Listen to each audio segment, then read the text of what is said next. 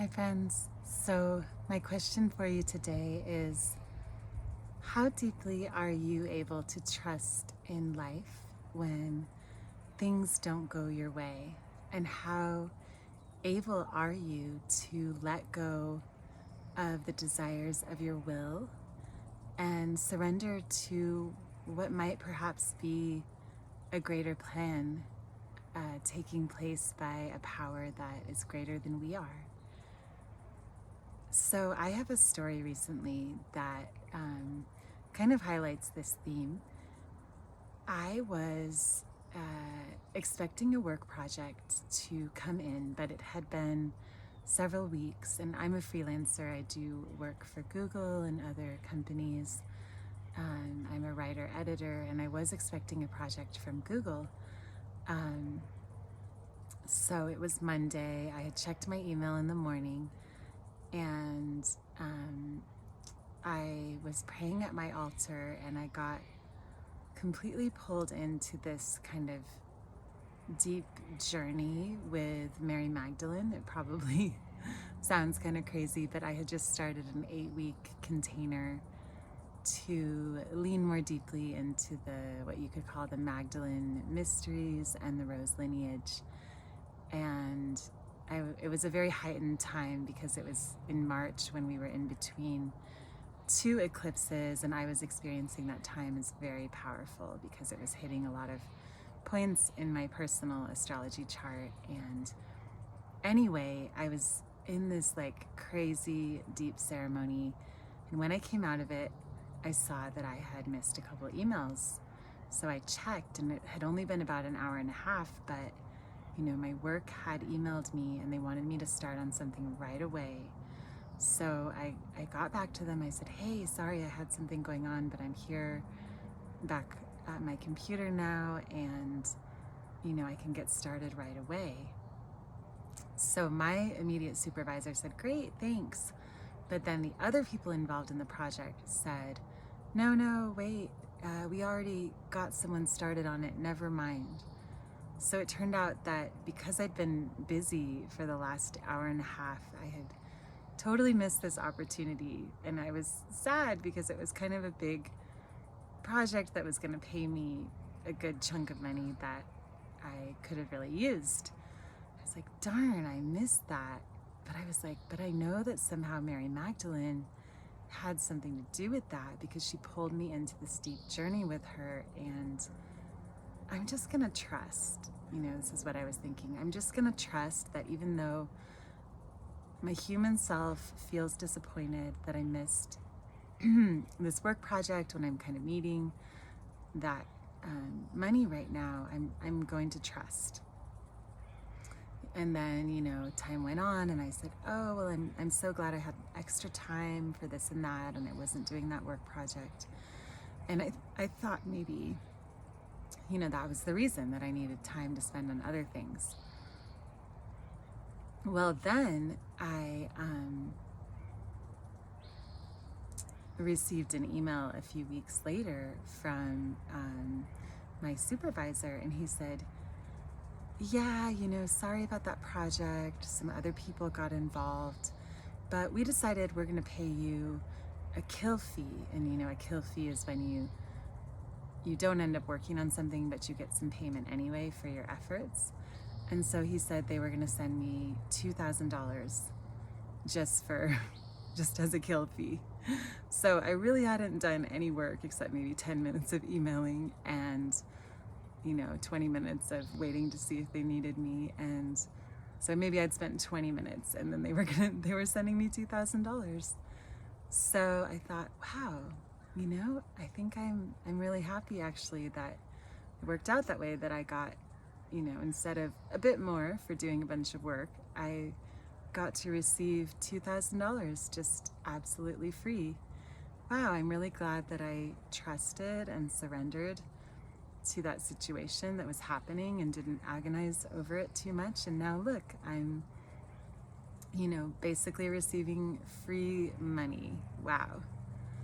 So I just invite you to think about perhaps situations like that might have occurred in your life in the past where it seemed like something was maybe going wrong, but then ended up turning into something really beautiful or really fortunate, or you know, in hindsight or in retrospect, you were able to see why a certain thing didn't work out or didn't happen and feel glad about it. I think that often that happens with like relationships. For those of us who have done some dating, you can see in retrospect why it didn't work out with a particular person, even if it felt so disappointing perhaps at the time, or devastating even.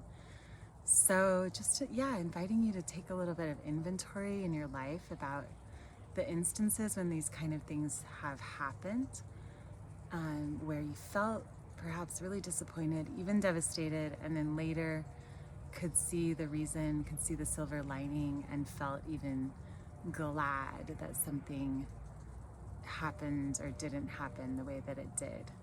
So another example is a friend of mine had his house burned down,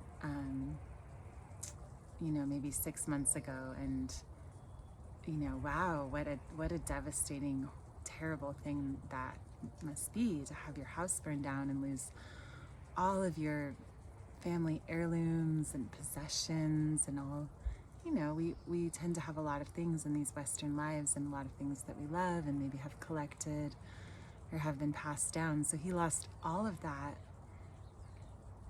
and he just has such a good attitude about it, though. I only met him recently, actually, but when he talks about it, he says, you know, he just automatically goes to the upside of that experience, and he says, well, yeah, that was really hard, but the good part is that my mom and I, and you know, he was living with his elderly mother, he said, my mom and I have become closer than we've ever been, and wow, that is so wonderful, and I'm actually so grateful. And so I think that's really, you know, it's really a mark of deep kind of wisdom and surrender when we can not only feel like, oh, I see why that happened, and bring some understanding where we once might have only had disappointment, but when we can actually then journey on and feel grateful that something really challenging happened to us. So the example I gave wasn't like a super challenging life situation, but I've definitely had those. You know, I went through a journey where I was very, very sick for about 1.5 years. I was bedridden, and it was by far the hardest thing I've ever gone through. I nearly lost my life, and now that I have come out of that experience, I came out of it about 5 years ago, and even immediately after, I was able to start understanding that it was actually the deepest, you know, transformational portal, the deepest initiation of my life, and that it was this deep kind of spiritual initiation, transformation, the death of one version of me, and then the rebirth finally of the other version as I became healthy and emerged from that. And I have felt in these last 5 years actually so much gratitude for that experience, and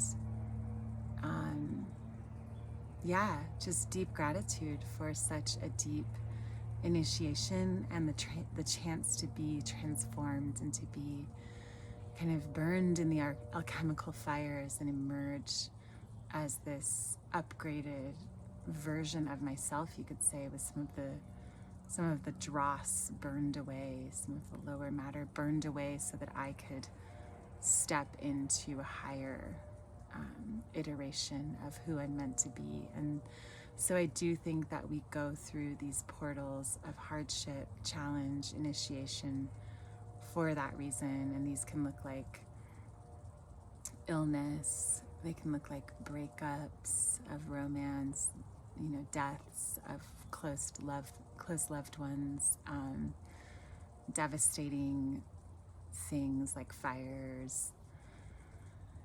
And very few human lives get to be free from this kind of hardship and challenge. And yet, once we've kind of picked up the pieces from these journeys, it will really serve us if we can start to move into the place where we do see the kind of greater wisdom, maybe the divine wisdom behind why these things happen, and even can move to a place of gratitude, because it never serves us to stay in a victim place and say, oh, this thing happened to me.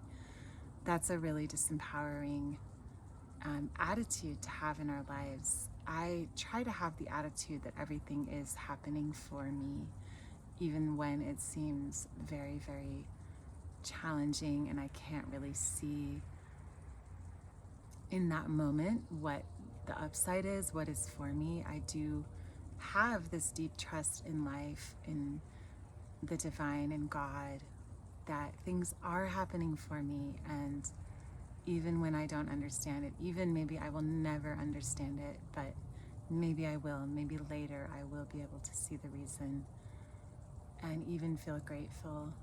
And so just inviting whoever's watching in your own life to think about that, and think about, what are you going through right now that's hard?